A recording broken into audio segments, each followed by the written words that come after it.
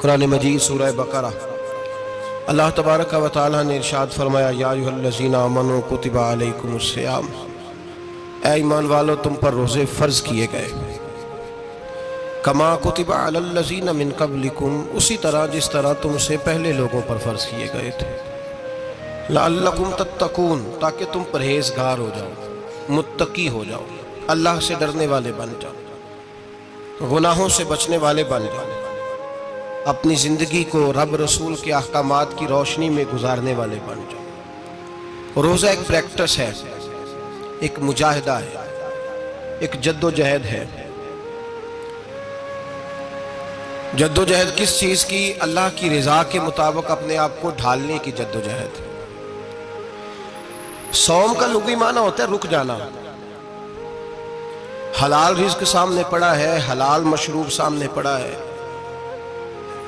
حلال رشتہ بیوی کا موجود ہے، لیکن ان سب چیزوں سے حالت روزہ میں رکنا، اللہ کی رضا کے لیے رکنا، اس کا نام روزہ ہے۔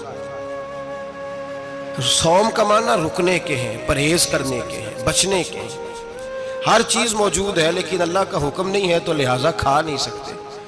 تو رب فرماتے جب جائز چیزیں تو میری مرضی کے بغیر میرے حکم کے نہیں کھا سکتا، تو نے رکنا ہے تو حرام کیسے کھا لیتا ہے؟ جائز چیز کے لیے تجھے حکم ہے، میں کہوں تو کھائے گا، میں کہوں تو نہیں کھائے گا۔ میں نے حکم دے دیا جائز ہے، روٹی ہے، کھانا ہے، گوشت ہے، تیری فریج میں پڑا سارا کچھ، تو با اختیار ہے، منہ میں دانت بھی ہیں، ہضم کرنے کو ہاضمہ بھی ہے، بھوک کی شدت بھی ہے، پر میری اجازت کے بغیر تو کھا سکتا؟ روزہ رکھ لیا، اب تجھے حکم نہیں کہ تو کھائے۔ جب جائز چیز میری مرضی کے بغیر نہیں کھا سکتا تو ناجائز کیسے کھائے گا؟ میرے نبی پاک علیہ السلام نے اپنے خوبصورت الفاظ کے اندر اس مفہوم کو بیان فرمایا۔ محبوب پاک صلی اللہ علیہ وسلم فرماتے جس نے جھوٹ نہیں چھوڑا، غیبت نہیں چھوڑی، برائی نہیں چھوڑی، اللہ کو اس کے بھوکے پیاسے رہنے کی کوئی ضرورت نہیں۔ وہ کاہے کا رکا ہے؟ جب کوئی کام تو اس نے اللہ کی رضا والا کیا نہیں۔ روزہ رکھ کے دغا کر رہا ہے، روزہ رکھ کے جھوٹ بول رہا ہے، روزہ رکھ کے کم ماپ رہا ہے، تول رہا ہے، دھوکہ دے رہا ہے، رشوت لے رہا ہے، فراڈ کر رہا ہے، حرام کا مال کٹھا کر کے کہتا ہے اس میں سے چلو 10 دیگیں بھی پکا دیں گے۔ وہ بھائی جو کام اللہ نے تجھے کرنے کو حکم دیا تھا، جب تو وہ بجا ہی نہیں لا رہا، مقصد روزہ ہی تو حاصل، لعلکم تتقون۔ روزے کا مقصد یہ ہے کہ تو پرہیزگار ہو جائے۔ میرے نبی پاک علیہ السلام کی بارگاہ عالی مرتبت میں 2 عورتیں آئیں، یہ چیزیں کھا لو، کہنے لگی محبوبہ ہم نے روزہ رکھا ہوا ہے۔ فرمایا نہیں تمہارا تو روزہ نہیں ہے، حضور رکھا ہوا ہے روزہ، سحری سے لے کر اب تک کچھ نہیں کھایا، شام تک بھی نہیں کھائیں گی۔ محبوب نے فرمایا ذرا کہہ تو کرو، الٹی تو کرو۔ کہہ کی تو ان کے حلق سے خون بھی نکلا اور گوشت کے لوتھڑے بھی نکلے، ہوٹیاں بھی نکلی۔ نبی پاک نے فرمایا وہاں بیٹھ کے تم نے اپنے جاننے والوں کی غیبت نہیں کی، چغلی نہیں کھائی؟ خاموش ہو گئیں، گردنیں جھک گئیں۔ نبی پاک نے فرمایا تم نے قرآن نہیں پڑھا کہ جو اپنے بھائی کی غیبت کرتا ہے وہ مردہ بھائی کا گوشت کھاتا ہے؟ تو گوشت کھا کے بھی تمہارا روزہ رہ گیا ہے۔ کس طرح کا روزہ ہے کہ صاحب روزہ رکھ کے نہ رکھنے والوں پہ تنقید کر رہے ہیں؟ تراویحاں پڑھ کے نکلے ہیں تو کہتے ہیں میں اکیلا ہی نیک ہوں، باقی تو محلے میں کوئی پڑھتا ہی نہیں۔ یہ کیسا تیرا روزہ ہے کہ تو روزہ رکھ کے تو اس کے مقصد کو نہیں سمجھا؟ لعلکم تتقون۔ روزہ دار تو وہ ہے کہ روزہ رکھا ہوا ہے، کھانے بھی سے رکا ہے، پینے سے بھی رکا ہے، عمل زوجیہ سے بھی رکا ہے، پھر وہ جھوٹ سے بھی رکے، غیبت سے بھی رکے، بدنگاہی سے بھی رکے، حرام خواری سے بھی رکے ساری چیزوں سے۔ یہ بتلائیے کہ روزے کی حالت میں اپنی بیوی کے پاس جانا منع ہے تو غیر محرم کو دیکھنا جائز ہے؟ ہمارے ٹی وی پہ میں نے پہلے بھی کہا تھا کہ ہم ٹھیکیدار اور ذمہ دار نہیں ہیں مذہب کے۔ یہاں ہمارے آنے سے پہلے بھی کوئی بیٹھا تھا، ہم مریں گے تو یہاں ہم سے بڑے بڑے نیک لوگ بیٹھے ہیں، کوئی بندہ ذمہ دار نہیں ہے۔ بڑے بڑے کج کلا صاحب جبہ و دستار، بڑے بڑے صاحب بصیرت، آئمہ، فقہاء، علماء، زعماء، نقباء، صوفیاء، اولیاء، غوث، کتب، ابدال، اوتاد، کتب الاقطاب، جانے کون کون آئے، علماء آئے، مفسرین آئے، محدثین آئے، گزر گئے۔ ہم تو خاک نشین لوگ ہیں، تھوڑا کام کرنے والے، تھوڑی صلاحیت رکھنے والے۔ لیکن بھائی اگر کرتے ہیں تو ایک کام کرتے ہیں، ساتھ دوسرا نہیں کرتے۔ یہ کس طرح کا دین سکھانے لوگ نکلے؟ کہ شوال سے لے کر شعبان تک گانا سنایا جائے گا، شعبان سے لے کر شوال تک ناچ گانا کیا جائے گا، شوال سے لے کر شعبان تک دھما چوکڑی ہوگی، رمضان آئے گا تو حدیثیں سنائی جائیں گی، رمضان آئے گا تو لوگوں کو قرآن پڑھ کے سنایا جائے گا۔ یہ مذہب بانج نہیں ہے کہ گویے مذہب سکھائیں گے، ایکٹر مذہب سکھائیں گے۔ یہ مذہب بانج نہیں ہے کہ ایک گلاس کے اندر پہلے شراب پی لو، پھر اسی گلاس میں رمضان آئے تو شہد بانٹنا شروع کر دو۔ یہ بانج نہیں، یہ میرے رسول اللہ کا مذہب ہے۔ اگر تمہیں شوق ہے دین سیکھنے سکھانے کا، یکم رمضان کو توبہ کرو اور کہو کہ ہم ٹی وی پہ بیٹھ کے حدیثیں سنائیں گے تو سارا سال سنائیں گے، اور جس زبان سے حدیث نکلے گی پھر اس سے کبھی گندا گانا نہیں نکلے گا، پھر کبھی ناچ گانا نہیں ہوگا۔ یہ کون سا مذہب ہے جو بیویاں سکھا رہی ہیں؟ یہ کون سا دین ہے جو عورتیں سکھا رہی ہیں؟ میرے رسول پاک صلی اللہ تعالیٰ علیہ وآلہ وسلم کا وہ مذہب ہے کہ میرے اعلیٰ حضرت فاضل بریلوی رحمت اللہ علیہ نے فرمایا، مرد کے لیے جائز نہیں کہ وہ عورت کی زبان سے میلاد بھی سنے، نعت بھی سنے۔ مرد کے لیے جائز نہیں، مرد کو مرد سکھائے گا، عورت سکھائے گی تو عورتوں کو سکھائے گی۔ بے شک آپ سویرے فتویٰ دیجئے کہ چھوٹی سی مسجد میں بیٹھ کے، چھوٹے سے کونے میں بیٹھ کے چھوٹا سا مولوی، اور وہاں تو اتنے بڑے مفتی ٹی وی پہ بیٹھے ہوئے ہیں، وہ غلط ہے تو صحیح ہے کیسے ہو گئے؟ سنو، میرے نبی پاک علیہ السلام کے مذہب کا حسن یہ ہے کہ اسلام کہتا ہے ایک نظر بی بی کو دیکھا کسی نے غلطی سے تو معافی ہو جائے گی، دوسری نظر شہوت سے دیکھا تو حرام ہے اس کے لیے، وہ پاکستان کا مولوی ہو یا سعودی عرب کا شاہ ہو، کسی کے لیے عورتوں کے بیچ پھرنا اٹھنا بیٹھنا جائز ہے؟ میرے نبی پاک صلی اللہ تعالیٰ علیہ وسلم نے فرمایا ہے میں عورتوں سے مصافحہ کرنے نہیں آیا، اور میرے نبی پاک صلی اللہ علیہ وسلم نے فرمایا ہے، حضور فرماتے ہیں لیکن نا کتا بالکل ناپاک نہیں ہوتا، کتے کا تھوک ناپاک ہوتا ہے، یا کتا گیلا ہو جائے تو ناپاک ہوتا ہے، لیکن خنزیر سارا ناپاک ہوتا ہے، کل ناپاک ہے خنزیر۔ نبی پاک نے فرمایا خنزیر بھی ہو اور گند میں لتھڑا ہوا بھی ہو، پیشاب میں لتھڑا ہوا ہو، گوبر میں لتھڑا ہوا ہو، پخانے اور فضلے میں لتھڑا ہوا خنزیر ہو، اس کا جسم تیرے ساتھ ٹکرا جائے تو اتنا برا نہیں جتنا غیر محرم عورت کا وجود تیرے ساتھ ٹکرا جائے تو برا ہے۔ اس حد تک میرے نبی پاک صلی اللہ علیہ وسلم، اور گنبد کے معاملے میں فتویٰ دینے والے، یا رسول اللہ کہنے پر کفر کا فتویٰ دینے والے اور بڑی بڑی باتیں کرنے والے خاموش کیوں ہو گئے؟ یا ایھا الذین آمنوا لا تتخذوا اليہود والنصارى اولیاء، رب فرماتا ہے یہودیوں اور عیسائیوں کو دوست نہ بناؤ، یہ تمہارے دوست ہو سکتے، یہ تمہارے سجن ہو سکتے؟ جب عرش کا مالک کہہ رہا ہے سجن نہیں ہو سکتے تو دوستی کی بات کیسے بڑھا رہا ہے؟ یا رسول اللہ ہمارے سجن کون ہو سکتے ہیں؟ فرمایا تمہارا دوست وہ ہو سکتا ہے جو محمد عربی کا غلامی کرنے والا ہو، جو رسول اللہ کی نوکری کرنا ہو دوست ہوگا، دوسرا دوست ہو سکتا؟ کوئی ایکٹر مذہب نہیں سکھائے گا، کوئی گویہ مذہب نہیں سکھائے گا۔ حضرت جناب سیدنا جنید بغدادی، بغداد کے پیر سے کسی نے پوچھا تھا آج سے 1100-1200 سال پہلے، وہ تو زمانہ ویسے نیکی اور پرہیزگاری کا تھا، کہا بابا جی مرد اور عورت نیک ہو، بغیر پردے کے، بغیر حجاب کے، بغیر دیوار کے بیٹھ کر ایک دوسرے کو دین سکھا سکتے ہیں؟ حضرت صاحب بتائیے، مرد اور عورت نیک ہو تو بغیر پردے اور حجاب کے ایک دوسرے کو دین سکھا سکتے ہیں؟ تو حضرت جنید بغدادی فرمانے لگے سکھانے والا حسن بصری ہو اور سیکھنے والی رابعہ بصری ہو تو پھر بھی بغیر پردے کے بیٹھنے کی اجازت نہیں۔ تو مفتی صاحب کو اجازت کس نے دی؟ مولانا صاحب کو اجازت کس نے دی؟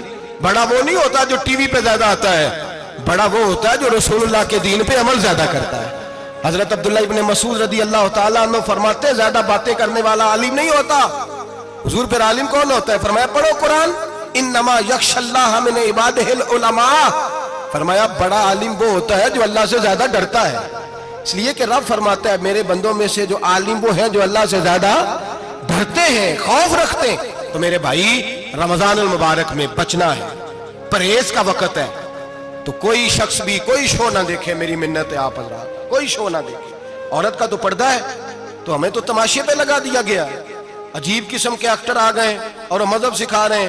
میری اپیل ہے آپ سے کہ سحری افطاری کے وقت ٹیلی ویژن بند رکھیں، کیا چیز کھول کے رکھیں؟ یا قرآن کھول کے رکھیں یا رسول اللہ کا فرمان کھول کے رکھیں، اللہ رسول کی طرف توجہ رکھیں، وہ سیکھنے سکھانے کا وقت ہے۔ چھوڑیں گویوں سے دین سیکھا جائے گا، ہمیں کوئی شکوہ نہیں، یہ پکی توبہ کریں، سویرے آئیں، آئیں آ کے دین سکھائیں، اور میں ان سے بھی اپیل کروں گا کہ آؤ دین سکھاؤ۔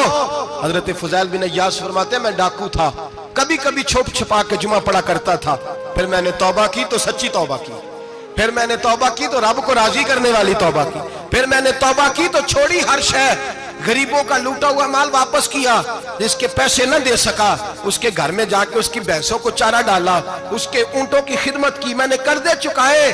فرمایا میں سچی توبہ کر کے مسجد آیا، جس خطیب کے پیچھے میں جمعہ پڑھا کرتا تھا وہ میرے ہاتھ پہ بیعت کر کے مرید ہو گیا۔ اللہ تبارک و تعالیٰ نے اپنے بندوں کے دل میری طرف پھیر دیے، پھر تمہیں اس میں انعام دینے کی ضرورت نہیں پڑے گی، پھر تم کٹیا نشین بن کے بھی دین پھیلاؤ گے تو اللہ اس میں تاثیر پیدا فرما دے گا۔ تو روزے کا معنی رکنا ہے، روزے کا معنی بولیے، روزے کا معنی رکنا، کس سے؟ جھوٹ سے، غیبت سے، بدی سے، بدنگاہی، کھانے پینے۔ روزہ کس پہ فرض ہے؟ امیروں پہ کہ غریبوں پہ؟ جی کہنے میں تے کام ہی، میرا تو کام ہی محنت مزدوری والا، میں کیسے روزہ رکھوں؟ میں تو دیہاڑی لگاتا ہوں تو روزہ کیسے رکھوں؟ میں نے نہیں کسی حدیث میں پڑھا کہ روزہ وہ رکھے جو دفتر میں بیٹھتا ہے۔ صحابہ کے زمانے میں تو دفتر ہوتے ہی نہیں تھے، کسی جگہ نہیں لکھا ہوا روزہ وہ رکھے گا جو اے سی میں بیٹھتا ہے، تب تو اے سی تھے ہی نہیں۔ حضرت ابوبکر صدیق رضی اللہ تعالیٰ عنہ سے لے کر جناب بلال تک سارے اپنے ہاتھ سے کام کرتے، سارے اپنے ہاتھ سے کام کرتے، سارے۔ حضرت عمر فاروق رضی اللہ تعالیٰ عنہ خلیفہ وقت ہونے کے باوجود مال غنیمت کے اونٹ چرنے جاتے تھے تو چراگاہ میں چھوڑنے میں جاتے تھے، لینے بھی آتے تھے واپس۔ سارے لوگ اپنے ہاتھوں سے مشقت والے کام کرتے، حضرت بلال مزدوری کرتے، سلمان فارسی مزدوری کرتے، مقداد مزدوری کرتے، صحابہ مزدوریاں کرتے، روزے رکھتے، اور رمضان کے جانے کا وقت ہوتا تو در رسول پہ کھڑے ہو کے عرض کرتے محبوبہ دل نہیں بھرا، دل کرتا ہے کبھی رب سارا سال ہی روزے عطا کرے، سارا سال رمضان دے تو ہم سارا سال روزے رکھنے کو تیار ہیں۔ جذبہ تھا، طاقت تھی، ہمت تھی۔ آج نوجوان لڑکا ہے کہتا ہے مجھ سے بھوک برداشت نہیں ہوتی۔ میرے بھائی رب بیماری لا دینا، اللہ سے دعا مانگے اللہ شفائے عطا فرمائے، اور دعا کرے اللہ آزمائش سے محفوظ فرمائے۔ آپ یقین کریں میں نے لوگوں کو دیکھا ہے حلق سے قطرہ نہیں اترتا، خوراک کی نالی لگی ہوئی ہے، اعلیٰ غذائیں پکی ہوئی پڑی ہیں، عرش کا مالک کہتا ہے میں تیرے حلق سے گزرنے نہیں دوں گا، قانون بن گیا۔ میں نے دیکھا ہے ڈرپ پہ لوگ زندہ ہے، بوتل لگی ہوئی ہے، گلوکوز کی، گزارا چل رہا، اعلیٰ غذائیں پڑی ہیں، لاکھوں روپیہ تجوری میں پڑا ہے۔ مالک کہتا ہے تو نہیں کھا سکتا تو وہ کھانے نہیں دیتا، نہیں کھانے دیتا۔ ایک شخص یورپ کے علاقے کا، میں کسی کالم نویس کا پڑھ رہا تھا، وہ کہتا ہے میری خربوں میں جائیداد ہے لیکن میرے معدے میں ایسی تکلیف ہے کہ میں آٹے کو چھان کر جو اوپر سے بورا نکلتا ہے صرف وہ کھا سکتا ہوں، اس کے علاوہ میں کائنات کی کوئی نعمت کھا نہیں سکتا۔ اور میرے بھائی وہ جب چاہے تو بڑے بڑے کھانے کھانے سے تجھے روک دے، تیرے دانت چبانے کے قابل نہ رہے، زبان نگلنے کے قابل نہ رہے، معدہ تیرا ہضم کرنے کے قابل نہ رہے، وہ جب چاہے تو جو مرضی کر لے۔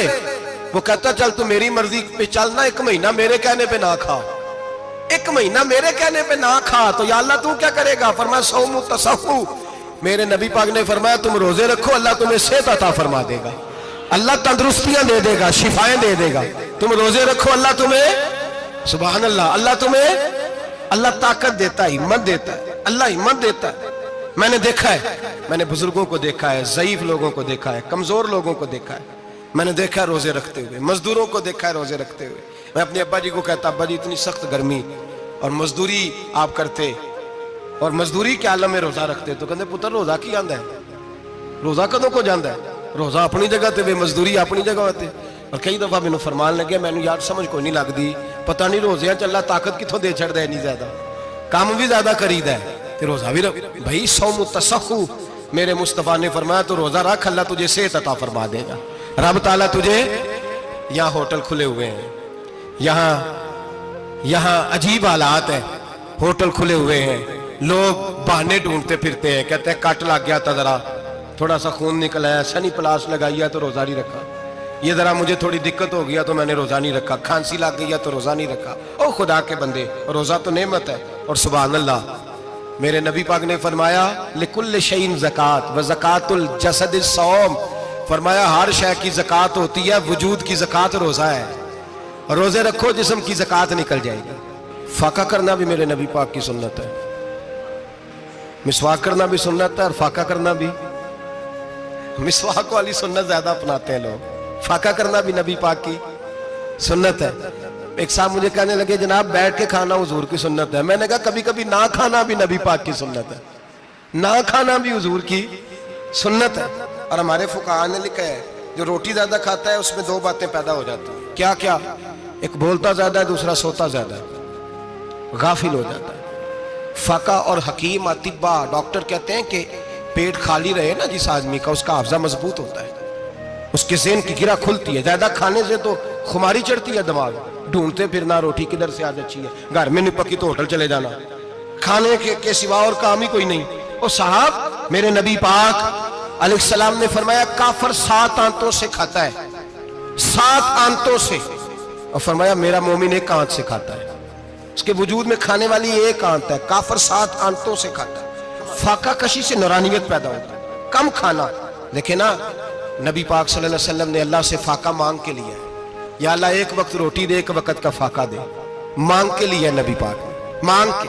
حضرت ابو ہریرہ رضی اللہ تعالیٰ عنہ فرماتے ہیں بھوک زیادہ لگتی تھی نا جب مجھے, تو میں حضرت عمر سے, ابو بکر سے, عثمان, مولا علی سے کوئی مسئلہ پوچھ لیتا تھا, اور جب میں مسئلہ پوچھتا تھا تو وہ مجھے روٹی کھلا دیتے تھے.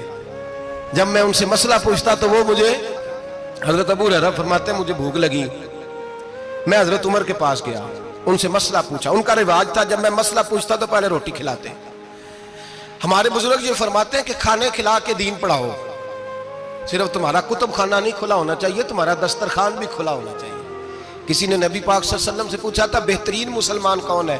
حضور نے فرمایا جو سلام لینے میں پہل کرے اور روٹی زیادہ کھلائے, جو روٹی ہر وقت فکر کرے آ یار تو روٹی کھا لے, روٹی کھانے کی طرف توجہ دلائے. کھلانا سنت ہے, زیادہ کھانا اس میں بھی فرق رکھیں. تو نبی پاک صلی اللہ علیہ وسلم کے صحابی حضرت ابو ہریرہ رضی اللہ تعالیٰ عنہ فرماتے ہیں میں نے حضرت عمر سے مسئلہ پوچھا, میں نے کہا حضور مسئلہ بتائیں, تو کہتے پہلے ان کی عادت تھی جب میں مسئلہ پوچھتا تو روٹی بھی کھلاتے, آج انہوں نے مسئلہ ہی بتایا ہے, روٹی کوئی نہیں کھلائی. تو مجھے کہنے لگے ابو ہریرہ تو سوچتا ہوگا روٹی نہیں اس نے پوچھی, تو نے کب سے کھانا نہیں کھایا؟ میں نے کہا صبح سے. تو جناب عمر کہنے لگے میں نے کل صبح سے نہیں کھایا. چل ابو بکر صدیق کے گھر مسئلہ پوچھتے ہیں. کہتے جناب صدیق اکبر کے دروازے پہ گئے, جا کر کے ان سے مسئلہ پوچھا. ان کی بھی عادت تھی جب کوئی مسئلہ پوچھنے جاتے تو دسترخوان بچھا لیتے, کہتے آؤ روٹی بھی کھلاتا ہوں مسئلے بھی بتاتا ہوں. کہتے ہیں گئے تو انہوں نے بھی مسئلہ بتایا, روٹی کوئی نہ پوچھی. تو کہنے لگے عمر ابو ہریرہ تم لوگوں نے کل پرسوں سے نہیں نہ کھایا ہوگا. اور ابو بکر کو 4 دن گزر گئے ہیں, تھوڑا سا دودھ ملا ہے یا کھجور ملی ہے, روٹی کوئی نہیں ملی. چلو در رسول پہ چلتے, آؤ حضور کی بارگاہ. کہتے ہیں نبی پاک کی بارگاہ میں آئے, حضور نے چہرے دیکھے, کریم سے مسئلہ نہیں پوچھنا پڑا. میرے مصطفیٰ کریم نے فرمایا بھوک لگی ہوئی ہے تم تینوں کو, 3-4 دن ہو گئے. اللہ کے رسول نے فرمایا مجھے پورا ہفتہ ہو گیا ہے. سبب کچھ اور ہے جس کو تو خود سمجھتا ہے. زوال بندہ مومن کا بے زری سے نہیں, بھوک نقصان کا وجہ نہیں بنی, وجہ کوئی اور بنی ہے. رشوتیں جو بازار گرم ہوئے ہیں لوٹ مار کے, یہ روٹی کے لیے نہیں, یہ زیادہ کھانے کے لیے, یہ بینک بیلنس کے لیے گرم ہے. یہ لوٹ مار کا مقصد کوٹھیاں بنانا ہے, روٹی کا تو رب کریم کا وعدہ ہے. جو روز روتا ہے شام کو کہ میرا کاروبار کوئی نہیں, اصل میں کہتا ہے بنگلہ کوئی نہیں, اصل میں کہتا ہے کار کوئی نہیں, پجاروں کوئی نہیں, روٹی تو اللہ عطا فرماتا ہے, اس کا وعدہ ہے. فرمایا حضور نے 3 دن بیت گئے, چلو. میرا بے تکلف صحابی ہے ابو الحسن انصاری, وہ بڑے نصیب والے ہوتے ہیں جن کو میرے نبی پاک خود کہتے تھے کہ تیری فلانی ذمہ داری ہے. اس زمانے کا تو کسی کو کہہ دیا جائے تیری ذمہ داری ہے تو کہتا ہے یہ تو پھٹیکے ڈالنے لگے ہیں, یہاں سے تو چھٹی کر جانی چاہیے. خوش ہوتے تھے صحابہ کہ ہماری ذمہ داری لگی. کہتے ہیں حضرت ابو الحسن انصاری کے گھر گئے, نبی پاک نے فرمایا بھوک بڑی لگی ہے کھانا لا. کہتے ہیں حضور نے اسے کہا تو اس آدمی کو تو وجد ہی ہو گیا. اس نے کہا میرے اتنے نصیب کہ حضور کا یہ کھانا کھلا. آؤ دیکھو دنیا والوں, آج جو سب سے زیادہ عزت والا ہے وہ میرا مہمان بنا ہوا ہے. فرماتے ہیں وہ دوڑے گئے, بکری اٹھائی, ذبح کی, بیوی کو کہنے لگے روٹی تیار کر. ادھر کھجوریں توڑی, انگور توڑے, کہنے لگے حضور آپ جب تک تناول کریں تب تک کھانا پک جاتا. حضرت عمر کہتے ہیں روٹی پک کے آئی, بڑا پیارا گوشت, بڑا اچھا سالن, بڑا خوبصورت خلوص والا کھانا. فرماتے ہیں میں نے بڑا ہی کھایا. نبی پاک نے نا ایک روٹی لی اور چھوٹی چپاتی, تھوڑا تھوڑا سالن کونوں سے, اور جب نبی پاک نے کھا لیا تو حضور کی آنکھوں میں آنسو آئے. حضرت عمر کہنے لگے حضور روئے کیوں؟ نبی پاک نے فرمایا سوچتا ہوں 7 دن کے فاقے کے بعد کھایا ہے، پر ڈرتا ہوں رب اس کا حساب پوچھے گا تو جواب کیسے دینا ہے؟ اس کا حساب بھی تو دینا ہے نا جو کھایا ہے۔ تو حضرت عمر فاروق کے ہاتھ میں کچھ چیز تھی، زور سے زمین پہ ماری، کا محبوبہ 7 دن کے بعد بھی روٹی کھائے تو حساب دینا ہے؟ نبی پاک فرمانے لگے عمر وہ مالک ہے نا، تو جب دیتا ہے تو حساب نہیں لے سکتا؟ حساب تو دینا ہے، حساب تو دینا ہے، تیاری رکھو۔ صحابہ کرام فرماتے ہیں ہم نے ارادہ کیا کہ آج کے بعد ہم پھر فاقے کریں گے، کم کھائیں گے، اس لیے کہ حساب دینا ہے۔ میرے بھائی وہ فاقہ کشی کرتے تھے، ڈرتے تھے۔ یہاں تو لوگ کھا کے بیمار ہیں، کھاتے جا رہے ہیں، سوتے جا رہے ہیں، کھاتے جا رہے ہیں، سوتے جا رہے ہیں۔ یہ بھی وقت آئے گا رمضان شریف کا، سویرے درس پہ آؤ کہتے نیند بڑی آتی ہے، سویرے 2 سپارے پڑھ کے سویا کرو کہتے صاحب نیند بڑی آتی ہے، فجر کے بعد ہی تو وقت ہوتا ہے اللہ اللہ کرنے کا، شہری کا، کھاتے جا رہے ہیں، سوتے۔ لوگ جماعت سے نماز نہیں پڑھتے سو جاتے، جماعت کا ثواب چھوڑ کے سو جائیں گے۔ بھائی رمضان مبارک میں فاقہ کشی کی ٹریننگ ہوتی ہے، فاقہ کشی کی تربیت لے، رمضان میں روکے اپنے آپ کو، تربیت ہوگی۔ اور ہمارے صوفیاء فرماتے ہیں جو زیادہ کھاتا ہے اس کا نفس اس کو زیادہ پہ مائل کرتا ہے، خواہشات نفس پیدا ہوتی ہیں۔ میرے نبی پاک علیہ السلام نے جوانوں کو حکم دیا ہے، یا معاشر الشباب، او جوانوں، یا رسول اللہ کیا حکم ہے؟ فرمایا یا نکاح کر لو اگر طاقت ہے، نہیں طاقت تو روزے رکھو۔ حضور روزے سے کیا ہوگا؟ فرمایا تمہارا نفس کچلا جائے گا، شیطان وسوسہ اندوزی نہیں کرے گا۔ آج نوجوان بڑھ بڑھ کے کھاتا ہے، بہت زیادہ کھاتا ہے، کبھی اس ہوٹل سے کھاتا ہے، کبھی اس ہوٹل سے کھاتا ہے۔ اتنا زیادہ کھائیں گے تو نفسانی قوتیں اچھل کر کے آئیں گی، مشکل ہو جائے۔ شادیاں دیر سے ہوتی ہیں، ماں باپ آنکھیں بند کر کے بیٹھے ہوئے ہیں۔ اگر ماں باپ کی ذمہ داری ہو اور ماں باپ نکاح نہ کرے تو نبی پاک نے فرمایا بچے گناہ کریں گے تو جتنا گناہ بچے کو اتنا باپ کو بھی ہوگا۔ تو ماں باپ چپ ہیں، دوسرا شادی مشکل بڑی ہے، مہنگی بڑی، اور تیسرا نہیں کر رہے کچھ لوگ تو روزے بھی نہیں رکھ رہے۔ تو رمضان ان کے لیے بھی وقت ہے، نفسانی قوتیں کچلی جائیں گی، کھانا جتنا کم کھایا جائے گا اتنا وجود کے اندر نفسانی خواہشات کم پیدا ہوں۔ تو رمضان تو پریکٹس ہے مجاہدے کی، دین کی۔ اور دوسرا میرے حبیب پاک صلی اللہ علیہ وسلم نے فرمایا ہے، حضور فرماتے ہیں کہ رمضان اور قرآن کا آپس میں رشتہ ہے۔ قرآن پاک کتنا پڑھنا چاہیے روزانہ؟ زیادہ سے اللہ جزا دے، امید ہے آپ زیادہ سے زیادہ ہی پڑھتے ہوں گے۔ بھائی سنیں، حدیث مبارکہ میں نبی پاک نے فرمایا رمضان اور قرآن دونوں مل کے نا، بڑی پیاری حدیث ہے، فرمایا دونوں مل کے اللہ کی بارگاہ میں میری امت کی سفارش کریں گے، رمضان اور اللہ اکبر۔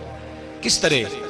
نبی پاک فرماتے ہیں رمضان کہے گا اے اللہ دن کے وقت میں نے اسے تیری رضا کے لیے کھانے پینے سے باز رکھا، اور قرآن کہے گا یا اللہ رات کو تیری رضا کے لیے کھڑا ہو کے یہ قرآن سنتا تھا۔ رمضان اور قرآن دونوں سفارش کریں گے۔ ہم نا بڑا کچھ پڑھتے ہیں، سنتے ہیں، سیکھتے ہیں، اب یقین کریں یہ کھاتے بھائی کا بھائی سے اختلاف ہو جانا تو وہ 30 سال پرانے کھاتے کھول کے لے آتا ہے، ساری رات ڈھونڈتا ہے کہ میرے پیسے کہاں سے نکلتے ہیں، پڑھ لیتا ہے۔ قرآن پاک کی باری آتی ہے تو نہیں پڑھتے قرآن پاک۔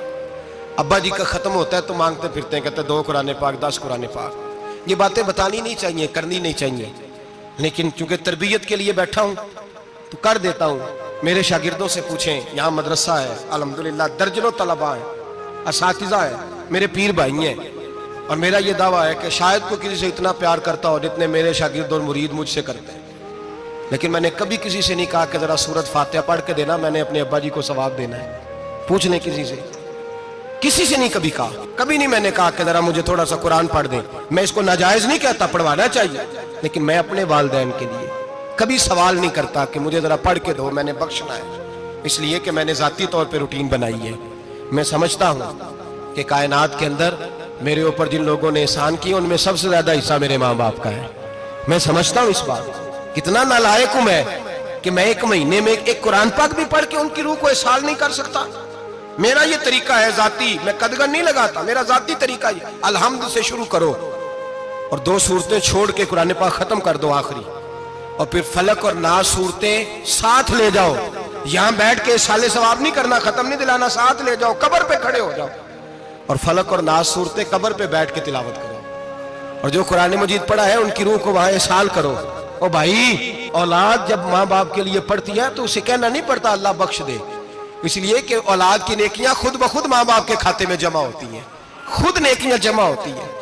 میرے بھائی تو بچوں سے یہ تو مطالبہ کرتا ہے کہ بیٹا اس سال رمضان المبارک میں میرے لیے ستو ضرور بنانا، فلانی چٹنی ضرور تیار کرنا، یہ کیوں نہیں کہتا بیوی سے کہ ڈشیں کم بنانا، تو بھی بیٹھ کے قرآن پاک پڑھ، میں بھی قرآن پاک پڑھتا ہوں، ادھر آؤ بیٹا یہاں بیٹھ کے تلاوت کرو، میں بھی کرتا ہوں، بیٹی ادھر آؤ بیٹھ کے قرآن پاک پڑھو۔ کتنا وقت لگتا ہے؟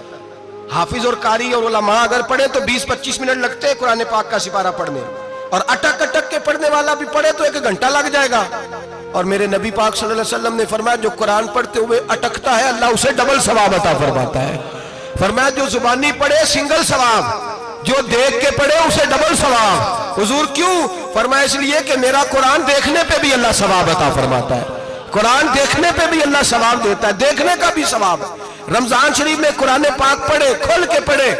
اور میرے بھائی اگر تیرا بچہ پڑھے، اگر تیری بیٹی پڑھے، کائنات کا خوش نصیب باپ وہ ہے کہ بیٹا قرآن پڑھے، چاہے ناظرہ ہی پڑھے، جس کی بیٹی پڑھے۔ زندگی میں انہیں اس کام پہ لگا جاؤ، مرنے کے بعد بھی پڑھیں گے۔ امام جلال الدین سیوطی شافعی رحمت اللہ علیہ فرماتے ہیں حضرت عیسیٰ قبر کے پاس سے گزرے، قبر پہ عذاب ہو رہا تھا، اللہ کا غضب برس رہا تھا، جناب عیسیٰ استغفار پڑھتے ڈرتے گزر گئے۔ تھوڑی دیر کے بعد، چند گھنٹوں کے بعد گزرے تو اسی قبر پہ پھول کھلے ہوئے تھے، رحمت برس رہی تھی۔ حضرت عیسیٰ علیہ السلام عرض کرنے لگے مولا تو بے نیاز ہے، میری طاقت نہیں تیرے کاموں میں بولنے کی، پر ابھی تو یہاں عذاب ہو رہا تھا، ابھی رحمت برس رہی ہے۔ جناب عیسیٰ کہتے ہیں آواز خدا بندی آئی، عیسیٰ بندہ بڑا گناہگار تھا، پاپی تھا، مجرم تھا، خطاکار تھا، لیکن جب اس کا انتقال ہوا، اس کی بیوی حاملہ تھی، اس کے پیٹ میں بچہ تھا، بچہ اس کے انتقال کے بعد پیدا ہوا، آج وہ 4-4.5 سال کا ہوا ہے، مکتب میں گیا ہے، مدرسہ میں گیا ہے، استاد نے بسم اللہ شریف پڑھائی ہے، فرمایا اس نے توتلی زبان سے کہا ہے بسم اللہ الرحمن الرحیم، کہ عیسیٰ مجھے بتلا اس زمین پر وہ معصوم جسے ابھی رحمان اور رحیم کہنا نہیں آتا، وہ توتلی زبان سے مجھے رحمان اور رحیم کہے اور میں اسی زمین پہ اس کے باپ کو عذاب دوں؟ فرمایا اس نے ایک بار رحمان اور رحیم کہا ہے، میں نے اس کی باپ کی قبر کو نور سے معمور فرما دیا ہے، نور سے بھر دی ہے قبر، برکت سے بھر دی ہے۔ اللہ کرے میرے بیٹے بھی قرآن پڑھیں، اللہ کرے میری بیٹیاں بھی قرآن پڑھیں، اللہ کرے ہم سب کی اولادیں قرآن پاک پڑھیں۔ لیکن نا امام اعظم ابو حنیفہ رمضان میں 61 قرآن پاک پڑھتے تھے۔ کتنے؟ 60 ٹیک، اللہ اکبر۔ ایک قرآن پاک دن میں پڑھتے پورا، ایک رات کو پڑھتے، ایک تراویح میں پڑھتے، 61 قرآن پاک امام صاحب پڑھتے۔ آپ فرماتے ہیں میں نے چھوڑ دیے سارے وظیفے، میں صرف رسول اللہ کا قرآن پڑھتا ہوں، رمضان سارا قرآن پاک، سارا رمضان۔ اب تو عادت ہی نہیں رہی ہمیں قرآن پاک کی، اگر لوگ ناراض نہ ہوں تو محفل نعت ہوتی ہے تو تلاوتیں کتنی ہوتی ہیں، اور نعتیں ہم نے ذوق ہی نہیں بنایا، ذوق ہی نہیں بنایا ہم نے تلاوت قرآن کا، اس لیے کہ قراء علماء فقراء ان کو ہم تیار ہی نہیں کر رہے، ہم تو ایکٹر پال رہے ہیں جو پیسے لیتے ہیں نعت خوانی کے، معاذ اللہ۔ او میرے بھائی کیا قرآن میرے نبی کی نعت نہیں؟ حضرت عائشہ صدیقہ رضی اللہ تعالیٰ عنہ کے پاس صحابہ گئے، کہنے لگے اماں جی ہمیں نبی پاک کا اخلاق بتلائیں، تو اماں جی کہنے لگی جاؤ جا کے قرآن پاک پڑھو، کالا خلقہ القرآن، سارا قرآن میرے نبی کے اخلاق کا ہی نام ہے، یہ ساری نعت ہے، یہ ساری نعت ہے۔ اس نعت کو سننے لوگ کیوں نہیں آتے؟ اتنا راش میں اپنے نعت میں اتنا تراویح پہ کیوں نہیں ہوتا؟ اور ملت کا جوان یاد رکھے، بوڑھے تراویحاں پڑھتے ہیں، ضعیف تراویحاں پڑھتے ہیں، گھٹنوں میں درد ہے تراویحاں پڑھتے ہیں، بیمار بوڑھے تراویحاں پڑھتے ہیں، جوان وہاں چوک میں کھڑے۔ کیا جوانی اس لیے ہے چوکوں میں کھڑا ہوا جائے؟ کیا جوانی اس لیے ہے کہ سعودی عرب جانے کے لیے پاسپورٹ بنانا ہو تو 2.5 گھنٹے کھڑا رہے، تو شناختی کارڈ کے دفتر تو کھڑا رہے، پروٹیکٹر کے لیے کھڑا رہے، کافروں کے سامنے کاسا لیسی کرنے کے لیے تو کھڑا رہے، تو نوکری پہ جائے تو ساری رات کھڑا رہے، اور تو قرآن کے لیے کھڑا نہیں ہوتا؟ میرے محبوب نے فرمایا من قام ایمانا واحتسابا غفر له ما تقدم من ذنبه، فرمایا جو رمضان المبارک میں اللہ کی رضا کے لیے گناہوں کی معافی کے ارادے سے قیام کرے گا، راتوں کو عبادت کرے گا، اللہ اس کے پچھلے سارے گناہ معاف فرما دے گا۔ نوجوان ارادہ کریں، پروگرام بنائیں کہ انشاءاللہ قرآن پڑھنا بھی ہے، قرآن پڑھوانا بھی ہے، سننا بھی ہے، اور انشاءاللہ بولیے سننا بھی ہے اور پڑھنا بھی ہے اور پڑھانا بھی۔ ہمت کریں، دلیری کریں، آ کے کھڑے تو ہو، اللہ توفیق عطا کرے گا۔ پہلی بات یہ کہ روزہ رکھیں، دوسری بات یہ کہ قرآن پاک کی تلاوت کریں، اور روزہ رکھیں تو روزے کے سارے حسن سمیت اسے رکھیں. نبی پاک نے فرمایا رمضان غمخاری کا مہینہ ہے, غمخاری کریں. ہمارے زمانے میں دو قسم کی تکلیفیں ہیں. ایک تو غریب آدمی, اس کا حال یہ ہے کہ وہ مانگتے ہی گزارا کرنا چاہتا ہے. اس نے ہاتھ یوں کر لیا ہے تو اب اس کا یوں ہونے کو تیار نہیں. ضرورت اگر کسی آدمی کو کسی دروازے پہ لے جاتی ہے تو برا نہیں, لیکن سوال کا اپنے اوپر دروازہ کھول لینا یہ ٹھیک نہیں.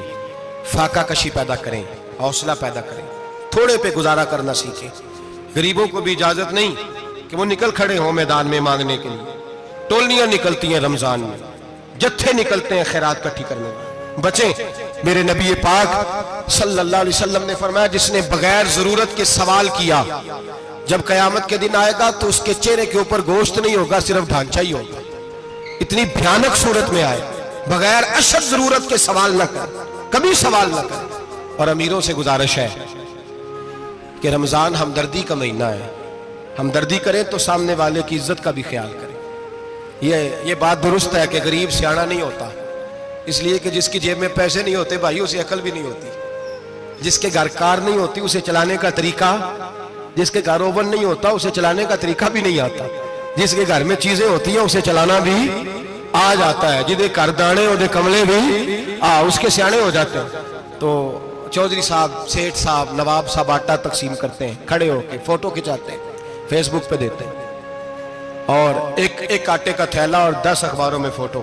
اللہ سے ڈریں. رمضان ہمدردی کا مہینہ, ہمدردی کا. غریب کو دیں تو اس کی عزت کو رسوا نہ کریں. میرے نبی پاک علیہ السلام کے صحابی حضرت عبداللہ ابن عمر رضی اللہ تعالیٰ عنہ ڈھونڈ کے لاتے تھے مسکینوں کو, ڈھونڈ کے, اور جب لاتے تھے تو اپنے دسترخوان پر بٹھا کر اپنے ساتھ افطاری کرایا کرتے. اور پھر فرمایا اللہ تعالیٰ نے لن تنالوا البر حتی تنفقوا مما تحبون, اللہ کے راستے میں وہ چیز دینی ہے جو تمہیں زیادہ پیاری ہو. کون سی چیز جو تمہیں, میں تھوڑا سا بے باک ہوں, بعض دوستوں کے ساتھ, سب کے ساتھ نہیں.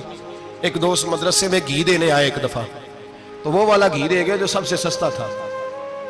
تو میں نے کہا مجھے دیانتداری سے بچائے, آپ یہی کھاتے ہیں گھر میں؟ کہنے لگے نہیں. تو میں نے کہا پھر ہم نے بچے مارنے کے لیے تو نہیں نہ رکھے ہوئے, کیا وہ والا گھی اللہ کے راستے میں پیاری چیز دے رہی ہے نا, اس لیے گلے گلے نوٹ لوگ مسجد کے گلے میں ڈال جاتے ہیں, پھٹے ہوئے ڈال جاتے ہیں, کہتے ہیں جوڑ دیں گے مولوی صاحب. اور خدا کے بندے پیاری چیز دینی تھی تو نے, اور تو نے اس کا ترجمہ الٹ کر لیا ہے. سمجھ لیں رمضان المبارک میں کسی غریب کی مدد کرنی ہے تو ساتھ اس کی عزت بھی کرنی ہے. نبی پاک علیہ السلام کے دروازے پر جب یہ جملہ ایک ہے لیکن بڑا قیمتی ہے. صحابہ کہتے ہیں جب ہم دروازہ رسول پہ جاتے تھے خیرات بھی ملتی تھی اور عزت بھی ملتی تھی. خود بھیک دے خود ہی کہیں منگتے کا بھلا ہو. خیرات بھی ملتی تھی اور عزت بھی ملتی تھی. نبی پاک ساتھ عزت بھی دیتے تھے, مسکین کو غریب کو دیں اور خیر خائی کریں. جوتے بیچنے والے جوتوں کے ریٹ سستے کریں, کپڑا بیچنے والے کپڑے کا ریٹ, درزی صاحب بھی ریٹ سستا کریں, دکاندار بھی چیزوں کا ریٹ, حکیم صاحب پیسے کم لیں, ڈاکٹر پیسے کم کریں, حکومت نرخوں میں کمی کرے, اور یہ کام اجتماعی طور پہ کریں. میرے نبی پاک نے فرمایا رمضان غمخاری کا مہینہ ہے, اس میں غمخاری کرنی ہے, دوسرے کا خیال کریں, اظہار کریں, قربانی کریں. یہاں ہر چیز کا ریٹ بڑھ جاتا ہے رمضان شریف میں. ہر آدمی کہتا میرا سیزن آ گیا ہے, توجہ بڑھائیں, خیال کریں, غمخاری کا مہینہ ہے. اور پھر آپ لوگوں سے یہ بھی گزارش ہے کہ رمضان المبارک کا جب مہینہ آئے تو جس آدمی کے ساتھ نیکی کرنی ہے وقت پہ کریں. کسی غریب کو پیسے دینے ہیں, کپڑے دینے ہیں تو یکم رمضان کو دیں. میں اکثر دوستوں سے پوچھتا ہوں, میں کہتا ہوں قاری صاحب نو جوڑا کدو دیندے ہو؟ کہندے 27 والے دن. میں کہ مینوں لگ گئی سمجھ, تہاڈی سازش ہے کہ جڑے سواں کے پا نہ لوے.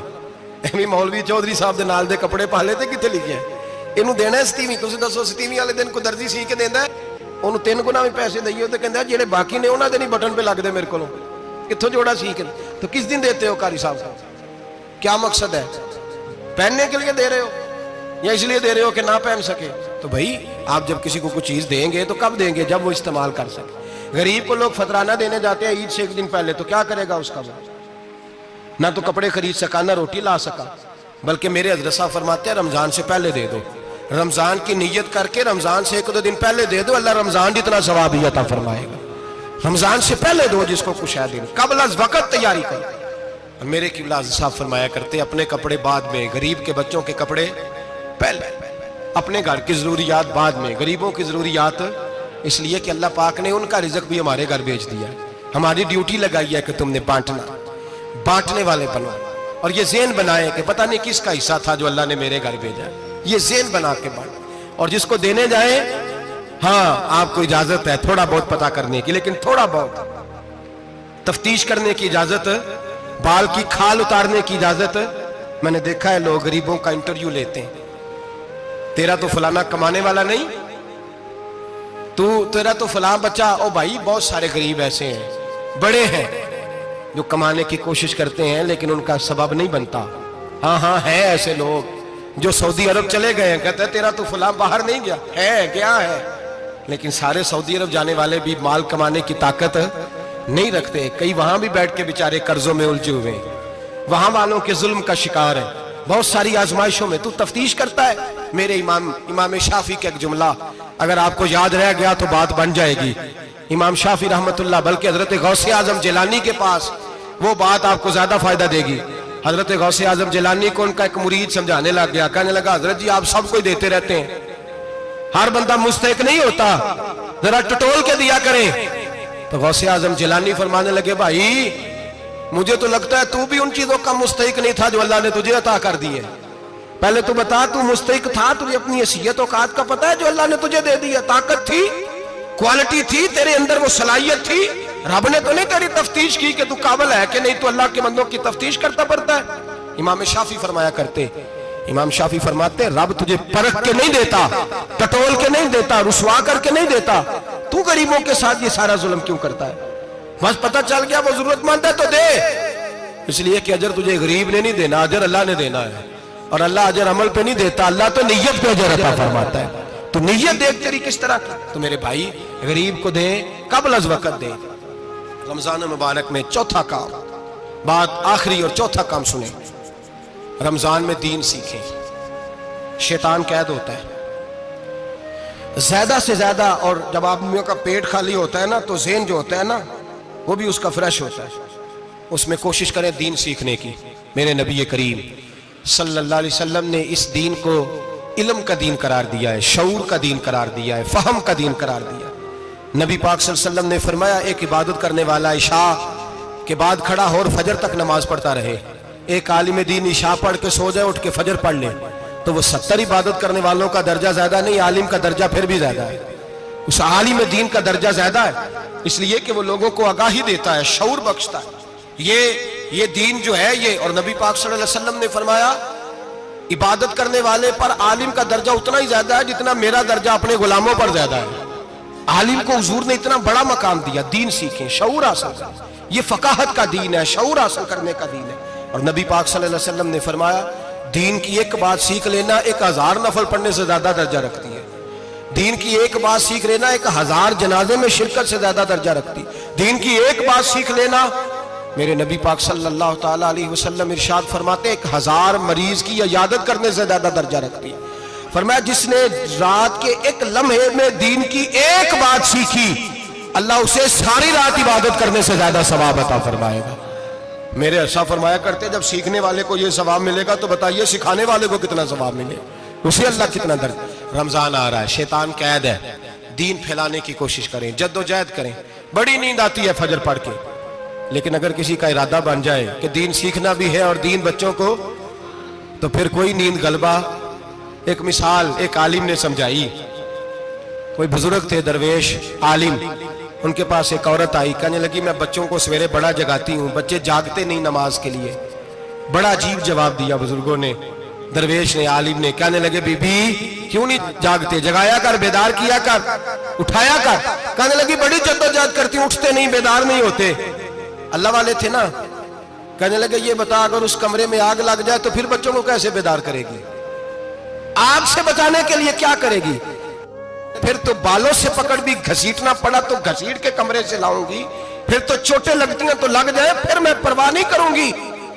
آپ فرمانے لگے یوں سمجھ لے جہنم کی آگ جل رہی ہے، اگر تیرے بچے نے نماز نہ پڑھی تو آگ لگ جائے گی، اگر اس نے عبادت نہ کی تو اسے آگ، اب جیسے بھی تجھے اٹھانا پڑتا ہے اٹھا گھسیٹ کے باہر لا، لیکن اس کی نماز قضا۔ نیند بڑی آ رہی ہے سویرے، لیکن اگر دین نہ سیکھا تو مشکل ہو جائے گی۔ جیسے بھی اپنے آپ کو جگانا چاہیے، ہمت کرنی چاہیے، دلیری کرنی چاہیے۔